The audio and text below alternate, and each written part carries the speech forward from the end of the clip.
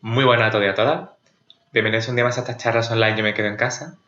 En primer lugar, pues dar las gracias a la Asociación de Jóvenes Investigadores de Ciencia de las Religiones y al Observatorio de Religiones Comparadas, que han sabido organizar en muy poquitos días una idea tan bonita como esta, que además está dando muy buenos resultados. Y también, bueno, agradecerles su invitación para formar parte de este proyecto. Nosotros hoy, como ya previsto en el título, vamos a hablar un poco de poesía poética árabe y lo vamos a hacer de la mano de Adonis, el eterno aspirante al Nobel, poeta y crítico árabe, que nació en los años 30, en el 30 en concreto, y bueno, tiene una producción poética muy interesante y además como crítico, su figura y su labor es esencial para comprender la poesía árabe en el siglo XX, para comprender el futuro de la poesía árabe y también para mirar de nuevo al pasado, ¿no? Pero bueno, antes de hablar de él, me gustaría que viéramos la siguiente imagen. Muy bien, y ahora mismo en las pantallas tendréis una imagen de uno de los palacios del desierto más conocidos, José de Alhambra, que forma parte pues, bueno, de una serie bastante considerable de castillos que se encuentran en el desierto de esta zona de Oriente Medio. Más en concreto, José de Alhambra se encuentra al este de Jordania. Todos ellos se construyeron en torno al siglo VII o VIII aproximadamente, y en concreto el de José de Alhambra en el 711 y 715, fechas para nosotros muy señaladas en la península.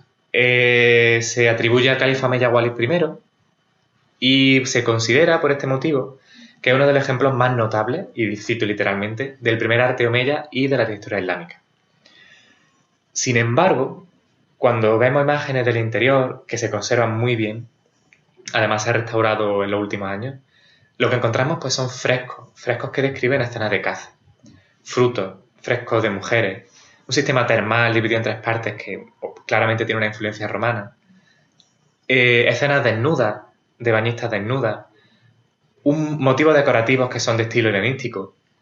Y claro, se nos plantea que este palacete, este Qusair, es omeya y un ejemplo de arte islámico. Y sin embargo, cuando analizamos objetivamente todos los elementos que componen este castillo, a mí no se me ocurriría usar el término islámico, sino en todo caso bizantino, helenístico, romano, propio del Oriente Medio en aquella época. El arte islámico que conocemos y al que estamos acostumbrados para nada se parece a esto, ¿no? Y el motivo por el cual traigo este ejemplo, que podría haber traído muchos otros, es porque supuestamente se construye en una época en la que el califato omeya está en pleno auge, hasta tal punto que en el 711 se accede a la península y se inicia la conquista islámica, ¿no? En principio. Y sin embargo, los expertos, los restauradores, la gente que ha estudiado este palacio y muchos otros, reconocen las contradicciones entre ese tipo de arte islámico y lo que luego se atribuye a la iconoclasia del Islam, por ejemplo, ¿no? Entonces yo me pregunto, ¿por qué denominar islámico un palacio que claramente no lo es? Al menos desde el punto de vista arquitectónico o artístico. Lo mismo ocurre con la poesía árabe. Lo cual nos lleva al tema principal de la charla y a la idea central que me gustaría transmitir, que no es otra sino como a menudo esa terminología imprecisa que utilizamos, más que aclarar y explicar, tienden a confundirlo. Como decía Bresson, creamos reduciendo, y cuando compartimentamos tanto la historia, se nos olvida que está en un continuo. Cuando utilizamos el concepto poesía preislámica, estamos induciendo al lector a que lea dicha poesía en el ámbito de lo islámico. Borges en su Pierre Menard pretende todo lo contrario. En este cuento, Borges habla de un autor, Pierre Menard, que pretende, después de dar una biografía de su obra y de sus lecturas intelectuales, este autor pretende reescribir el Quijote, pero no pretende memorizarlo o copiarlo. No pretende escribirlo como si fuera Cervantes en el siglo XVI, no. Él pretende escribirlo como si fuera el propio Pierre Menard en el siglo XX y habiéndose ya escrito previamente el Quijote. ¿Qué ocurre? Él llega solo a escribir, en este cuento, solo 2 capítulos de esta obra, pero el crítico que da voz al cuento dice literalmente: a pesar de los obstáculos, el fragmentario Quijote de Menard es más sutil e infinitamente más rico que el de Cervantes. ¿Qué quiere transmitirnos Borges con esto? Entre otras muchas cosas, por supuesto, una de ellas es ampliar el horizonte de lecturas cuando leemos un texto. Que prime la intención del texto más allá de la intención del autor. Es decir, abrir el abanico. Cuando denominamos a esa poesía preislámica, estamos cerrando el abanico. De ahí que me resulta tan interesante cómo Adonis entiende la poesía y poética árabe en este libro que pongo en la imagen, porque comparto mucho ese acercamiento que él hace. Él en ningún momento habla de poesía islámica, sino que habla de poesía y poética árabe.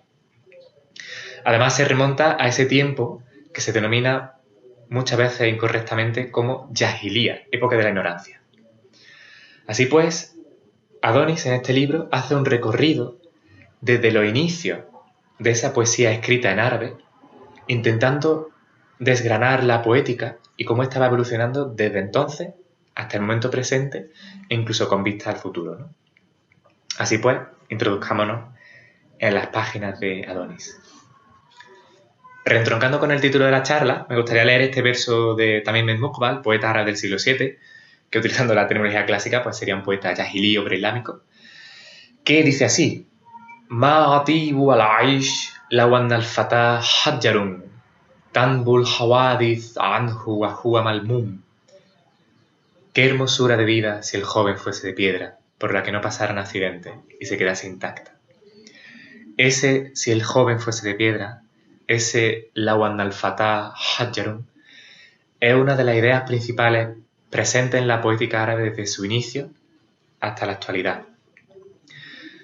Una de esas ideas que responden a esa sed de la que habla Adonis en su libro Poesía y Poética Árabe, que ya os he presentado.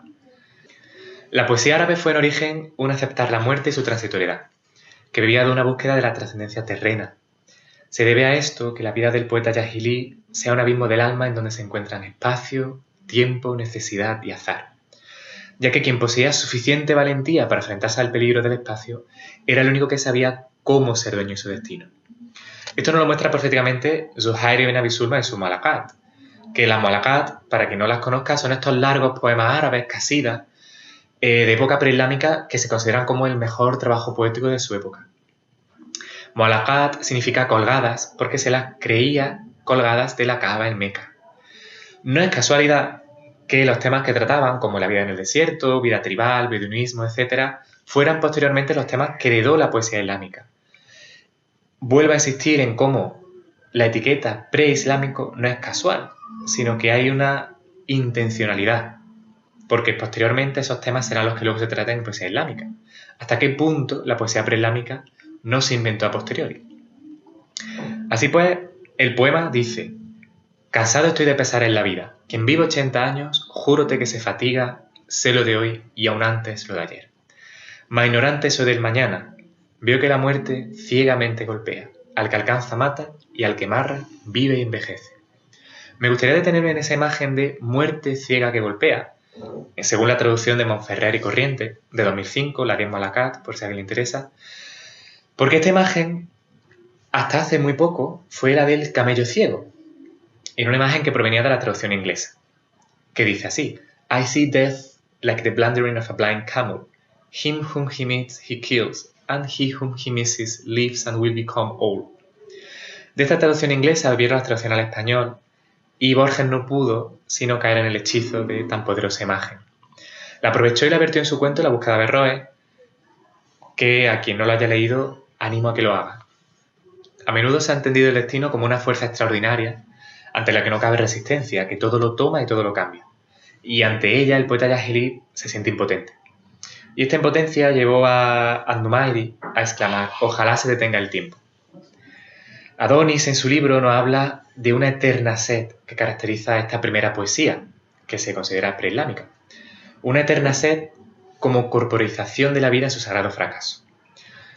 Lo que lleva al poeta a ver la mujer como oasis, agua y suma belleza, el símbolo de la fertilidad, sintiendo, cuando la domina la mujer, que posee la misma naturaleza. Argumenta a partir de la vida del poeta yahilí que su situación existencial se refleja en la forma de la poesía, siendo un poema móvil. Es por esto por lo que define a sí mismo a la poesía yahilí como una flecha que se lanza y que solo mira hacia adelante, sin torcerse ni volverse hacia atrás. De este primer momento de aceptación al del interrogante, que sería el siguiente paso en la poesía árabe. Esta es la línea que nos traza Adonis desde la sensibilidad poética de Imrul Qais, poeta preislámico, a la de Abul Ala al-Ma'arri, poeta ya plenamente islámico. Y es que en la aceptación hay satisfacción, seguridad y certeza, como caracteriza la poesía preislámica. Sin embargo, en el interrogante hay vacilación, rechazo y duda, hecho que lleva a que el poeta se quede solo creándose entre él y los demás un abismo, el fenómeno del sentimiento de extrañeza y desarraigo respecto a los demás. En este punto nos erige una serie de protagonistas de la poesía árabe clásica que concibieron nuevos acercamientos al sentimiento poético. En primer lugar, tenemos a Abu Tammam, con quien se hizo recreación del mundo, ya que antes de él la poesía no era sino describir y acotar sensorialmente en la realidad. Este es el germen del que brotará la poesía simbólica y el verso puro, motivo por el cual Adonis considera a Abu Tammam y lo denomina el Mallarmé de los árabes. Y si bien Abu Tammam despojó a la poesía de la forma preconcebida, Abu Nuwas, por su parte, la liberó de la vida preconcebida. Tanto llega a apartarse Abu Nuwas a su mundo interior que su principal canto fue «Mi religión es mía». Lo define como el poeta de la falta, por ser el poeta de la libertad, ya que si se cierran las puertas de la libertad, la culpa se sacraliza, dice literalmente. Y continúa diciendo que la poesía en Abu Nuwas pues, responde a una imperiosa necesidad, la de viajar a los límites del ser humano y vivir en raras situaciones espirituales, en las que se encuentran tiempo y eternidad. De nuevo el viaje, de nuevo el tiempo, de nuevo la trascendencia. Este viaje también lo encarna al-Mutanabbi, poeta siempre en movimiento, que Adonis denominará ola sin orilla, un poeta rebelado contra la sociedad, un poeta con una dimensión irradiante y personalista. Al-Mutanabbi se aísla y se expone como un amplio mundo de certeza, de confianza, de sublimidad, frente contra los demás. Además, esta postura será completamente opuesta a la de su discípulo, Abul Ala al-Ma'arri. Para al-Ma'arri, el pesimismo que hereda de su maestro se convierte en un desdichado sufrimiento. Sufrimiento que dura tanto como la vida del hombre.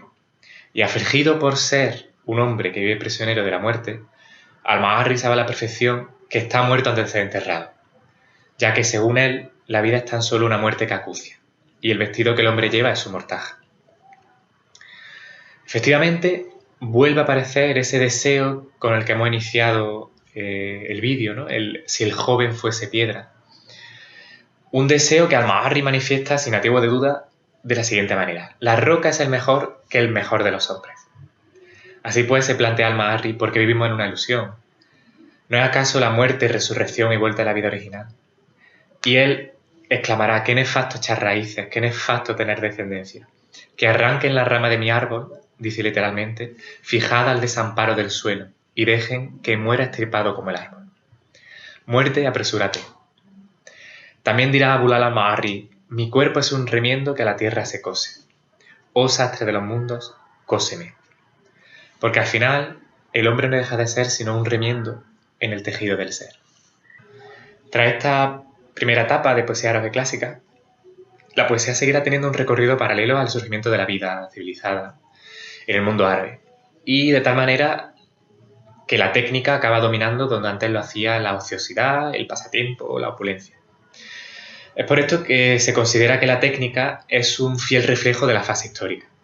Por eso se da en el reposo y en el descanso y no en la erupción y el cambio. Es muy interesante cómo en estos momentos de cambio todo se estabiliza. Sin embargo, la técnica entra siempre en decadencia cuando los poetas empiezan a aprendérsela de memoria, como un modelo escolar. Y con esta no solo entra en decadencia la técnica, sino también la lengua y las imágenes poéticas. Las palabras, entonces, carecen de una carga inspiradora. Cualquier amada ya es cualquier lirio, cualquier amada era una estrella, cualquier amada era una luna, un sol. Se diluía en la maraña de la técnica aquella acertada definición que atribuía a Ibn Rashid a la qasida como palabras que se abren unas a otras. A pesar de que la Nahda, ese renacimiento árabe, no proporcionó ninguna salida al aire libre de la auténtica poesía, porque ésta seguía enclaustrada en su forma tradicional, no tardarían en aparecer los primeros brotes verdes entre las ruinas de la Primera Guerra Mundial. Ponemos como ejemplo a Gibran Jalil Gibran. Gibran como ejemplo, como principio de esa infancia inmadura, pero airada y mágica. En palabras de Adonis, en la producción de Gibran hay un estremecimiento lírico que sacia, una explosión propia. No duden en afirmar Adonis que con Gibran comienza la poesía árabe moderna. En él, en Gibran, se aunaban la voz del rebelde y la del profeta. Así pues, no solo es el primer profeta renovador de la poesía árabe, sino además el primer ejemplo de poeta y obra poética de creación en un sentido moderno. Al contrario que Al-Ma'arri, que encontraba la liberación en la muerte, Jalil Gibran llega a la certidumbre de que la liberación, si es posible, se encuentra oculta en la poesía, en romper y unirse con ella, de modo que ambos vivan juntos en unidad de destino. Muere así el formalismo, que si antes era una cáscara seca, ahora es oscura torre. Nos explicará Adonis que la medida de lo nuevo, Jadid en árabe, radica en la creatividad, en la superación, la plenitud, y no en el agotamiento. Que toda obra poética verdaderamente nueva descubre dos cosas interrelacionadas. Un algo nuevo que se dice y una nueva forma de decirlo. Toda creación es superación y cambio. Con frecuencia, nos advierte Adonis, se confunden y mezclan innovación y mera novedad. Pues el ropaje del cambio, siempre acompaña a aquella. No obstante, la novedad, según él, en palabras de Adonis, es efímero arroyo, mientras que la innovación es río profundo y permanente. Mientras que la novedad es onda, la creación innovadora es movimiento y hondura. La novedad es ropaje, la creación es profecía. Aquella, la novedad, refleja el oleaje de la vida. La profecía, sus profundidades. Como el mismo Adonis refleja en su poemario Epitafio para Nueva York, el aspecto de renovación lingüística es vital en cualquier poesía, y sobre todo en la escrita en lengua árabe, pues el lenguaje se había vuelto infértil. Dirá Adonis, la palabra es la más ligera de las cosas y lleva en sí todas las cosas. La acción es un lugar, un instante. La palabra es todos los lugares, todo el tiempo. La palabra, la palma de la mano, el sueño. Tallaré, oh fuego, protector mío, tallaré, oh poesía. Nos confiesa Adonis que una de las tragedias culturales más profundas que vive el mundo árabe actual es la siguiente. Dice, nuestro cuerpo vive en un mundo moderno, mientras nuestro pensamiento vive en un mundo antiguo. Mundo moderno como forma de vida y valores intelectuales antiguos como forma de pensar. Por consiguiente, la poesía ha sido y es una de las declaraciones más profundas y genuinas del ser humano, porque es la más ingenua e instintiva, y la más pegada también a las interioridades del alma. En un proceso caníbal, devoramos nuestras raíces. Como dijo Novalis, Wogen wir denn hin, y nach Hause. O como parafrasea esta misma frase Paul Dano en La Giovanetta de Sorrentino, I'm always going home, I'm always going back to my father's house. Esta misma idea la transmite Novalis en el siguiente poema que muestro en pantalla. Wir träumen von Reisen durch das Weltall. Ist denn das Weltall nicht in uns? Die Tiefen unseres Geistes kennen wir nicht. Nach ihnen geht der geheimnisvolle Weg. In uns oder nirgends ist die Ewigkeit mit ihren Welten, die Vergangenheit und Zukunft. Que viene a decir, soñamos con viajar a través del cosmos, del universo. ¿Acaso no está el cosmos dentro de nosotros o en nosotros? Las profundidades de nuestra alma no las conocemos. Hacia ellas va el camino misterioso. En nosotros o en ningún sitio está la eternidad con sus mundos, el pasado y el futuro. Por eso no nos sorprende que afirme Adonis que buscar una nueva aceptación es una de las características más profundas del nuevo movimiento poético árabe. Reentroncamos con la poesía árabe clásica, la fuente, y aún así siempre se hace del instante eternidad, y la eternidad entera irradia en un solo instante. Idea esta inmejorablemente transmitida por Borges en el Aleph. Cada cosa, la luna del espejo, digamos, era infinitas cosas, porque yo claramente la veía desde todos los puntos del universo. Vi el populoso mar, vi el alba y la tarde, vi las muchedumbres de América, vi una plateada telaraña en el centro de una negra pirámide, vi un laberinto roto, era Londres, vi interminables ojos inmediatos escrutándose en mí como en un espejo, vi todos los espejos del planeta y ninguno me reflejó, vi el Aleph desde todos los puntos, vi en el Aleph la tierra, vi mi cara y mis vísceras, vi tu cara y sentí vértigo y lloré, porque mis ojos habían visto ese objeto secreto y conjetural, cuyo nombre usurpan los hombres, pero que ningún hombre ha mirado, el inconcebible universo.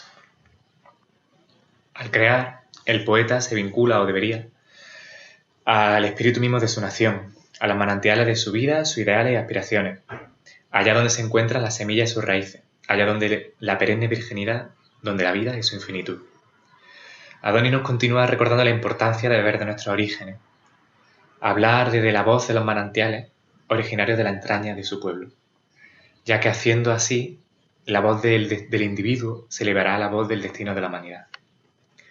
Además, para Adonis, el nuevo poeta aspira a un poema abierto, repleto de posibilidades, ya que la poesía, según él, es horizonte abierto. El poeta, de imitar, ha de hacerlo no a sus predecesores, sino a la fuerza viva que mueve el mundo. Adonis se lamenta cuando un poeta repite una forma que ha existido en épocas distintas a la suya, como los metros de Al-Jalil, por ejemplo, para unos sentimientos y una vida distinta de los suyos. Ese no sería un poeta, sino que sería un artífice. La forma poética es movimiento y cambio, un permanente estar naciendo. Por ello, solo escribimos poesía al apartar la lengua de su modo habitual de expresión y significación, y añadirle capacidad de incitar, sorprender y asombrar. El poema crea la forma que quiere, como un río crea su curso. El poeta debe viajar a su propia realidad, porque sólo así, cantando y desvelando el universo creado por él mismo, podrá su voz devenir canto e himno. Este viajar a lo trascendental y a lo transversal no significa huir de la realidad. El desarraigo aquí oculta nostalgia de un mayor enraizamiento, en tanto que la huida es un segundo umbral de vuelta, y el viajar, otro volver. Adonis describirá al hombre como eterno dilema entre su vida y su muerte, su principio y su fin, lo que es y lo que no, y lo que será. Por otro lado, el poeta reside, según él, poéticamente, en el seno de esta dialéctica mudable, dando testimonio, buscando. Quiere ser él y lo que no es él. El tiempo y la eternidad a un tiempo. La honda y cautivadora musicalidad que se eleva de un poema nos hace sentir el tremendo palpitar del cosmos. De esta manera deviene el verso magia que inclina al mundo, sacude la historia y asusta el transcurso del tiempo. De esta manera deviene la poesía llama y mudanza, evitando quedarse inmóvil en el oasis del pasado. Adonis plantea que la poesía es la antítesis de la claridad, que convierte al poema en un plano sin profundidad. Así pues, el lenguaje poético, según él, es lenguaje de alusión, mientras que el lenguaje corriente lo es de aclaración. El límite de este lenguaje alusivo está en el punto en el que la oscuridad convierta al poema en una cueva cerrada, en algo ininteligible. Es por esto por lo que el místico andalusí Ibn Arabi afirmó: la luz es velo. Los místicos saben y sabían que el Ishraq, la iluminación, no era posible sino a través de un lenguaje puramente poético, es decir, un lenguaje puramente alusivo, puramente velado. La poesía, léase, ¿verdad?, está donde está el mundo, en la timidez y el silencio de la piedra. Nuevamente, hay quien fuese piedra.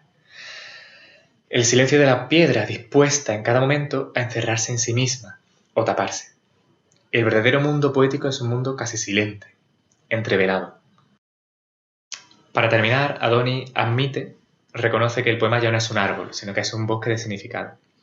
Imagen esta que recuerda indefectiblemente al poema de Fernando Valverde, Celia, que dice así: no conoces la lluvia ni los árboles, pero ya eres un bosque.